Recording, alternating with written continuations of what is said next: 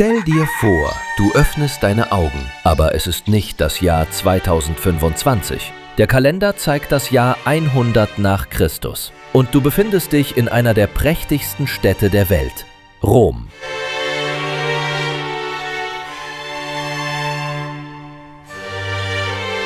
Du schaust dich um, kein modernes Zimmer, keine Glasfenster, kein Strom. Als gewöhnlicher römischer Bürger lebst du in einer Insula, einem mehrstöckigen, engen und überfüllten Mietshaus. Die Wände sind dünn, Geräusche kommen von überall. Im Erdgeschoss befinden sich Geschäfte, in den oberen Stockwerken leben Familien, zusammengedrängt in kleinen Räumen. Die Holztreppen knarren, Brandgefahr lauert jederzeit. Und trotzdem hast du Glück, denn du bist ein römischer Bürger.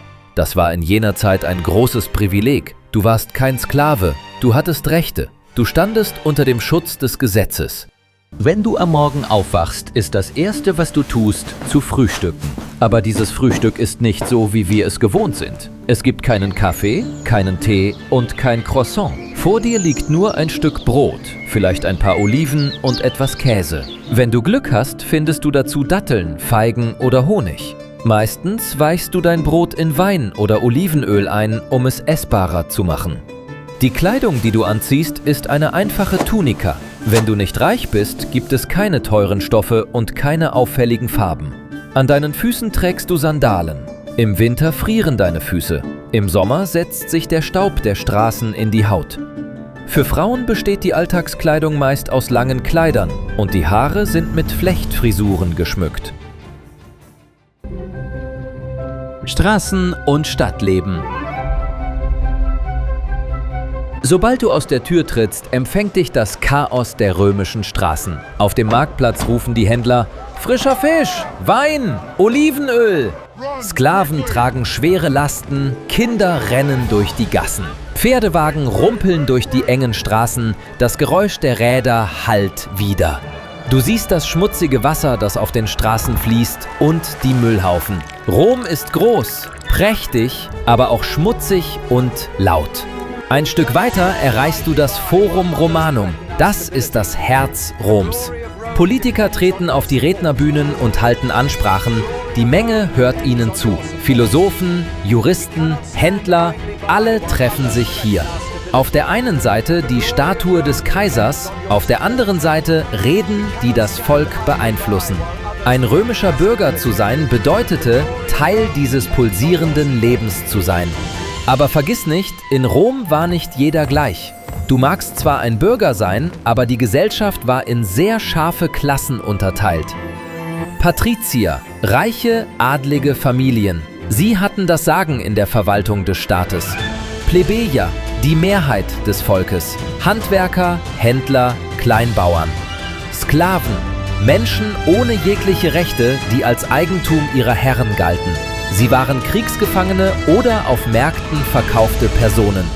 Ein römischer Bürger zu sein war also ein Privileg, aber es gab dennoch eine große Kluft zwischen dir und den Aristokraten. Eines der gewöhnlichsten Dinge, die man am Nachmittag tat, war der Besuch eines Bades. Die Bäder waren ein fester Bestandteil der römischen Kultur. Sie bedeuteten Reinigung, Gesundheit, aber auch Geselligkeit. In einem Bad gab es verschiedene Bereiche.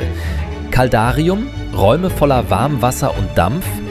Tepidarium, der lauwarme Saal, ein Ort der Entspannung. Frigidarium, ein eiskaltes Wasserbecken. Hier wusch man sich nicht nur, sondern ließ sich auch massieren, schloss Geschäftsabkommen, sprach über Politik und traf sich mit Freunden. Für einen römischen Bürger war das Bad eines der Zentren des Lebens. Und was ist mit dem Essen? Die römische Küche unterschied sich stark je nach sozialer Schicht. Die Armen begnügten sich meist mit Brot, Hülsenfrüchten und Gemüsesuppen. Auf den Tischen der Reichen hingegen gab es alles: Fisch, gebratenes Fleisch, exotische Gewürze, süße Weine. Es gab sogar Tafeln, die mit Gewürzen aus Afrika und Seide aus Indien geschmückt waren. Aber eines hatten alle gemeinsam: Wein. Die Römer tranken sogar ihr Wasser mit Wein vermischt, denn die Sauberkeit des Wassers war zweifelhaft, während der Wein dank der Gärung sicherer war. Einer der aufregendsten Momente des Tages war die Unterhaltung. Und das Herz der Unterhaltung in Rom war das Kolosseum. So wie heute Fußballspiele die großen Massen anziehen, strömten die Menschen damals für Gladiatorenkämpfe ins Kolosseum. Zehntausende füllten die Arena, Jubelrufe stiegen auf. Einige wollten, dass wilde Tiere in die Arena gebracht werden, andere konnten es kaum erwarten, den Sieg eines berühmten Gladiators zu sehen. Die Kämpfe waren blutig, gnadenlos und tödlich. Aber für das römische Volk war dies eine Show. Es war eines der mächtigsten Werkzeuge der Kaiser, um das Volk zu unterhalten und zusammenzuhalten. Auch außerhalb des Kolosseums gab es Unterhaltung. Im Circus Maximus fanden Wagenrennen statt, in den Theatern wurden Stücke aufgeführt und bei Festen gab es Musik und Tanz. Rom war eine Stadt, aber auch eine Bühne.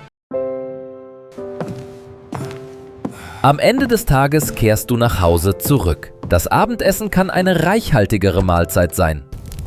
Gerichte mit Olivenöl, Hülsenfrüchte, Gemüse, manchmal etwas Fisch oder Fleisch. Wenn du nicht reich bist, meistens wieder Brot und Suppe. Aber auf dem Tisch steht auf jeden Fall Wein. Wenn die Nacht hereinbricht, werden die Straßen Roms dunkel. Es gibt keine ausreichende Beleuchtung in der Stadt. Diebe und Betrunkene ziehen durch die Straßen. Nachts auf der Straße zu sein, ist riskant. Deshalb bleiben die meisten Menschen zu Hause, verbringen Zeit mit ihrer Familie und beten zu den Göttern. Ein römischer Bürger zu sein. Einerseits Rechte, Privilegien, Unterhaltung, aber andererseits ein Leben voller Gefahren, Schwierigkeiten und Ungleichheiten.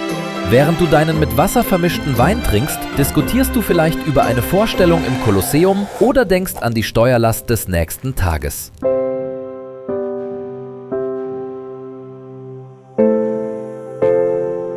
Und du? Wenn du in Rom gelebt hättest, wärst du ein Bürger gewesen? Ein Sklave? Oder ein Gladiator, dem in der Arena applaudiert wird?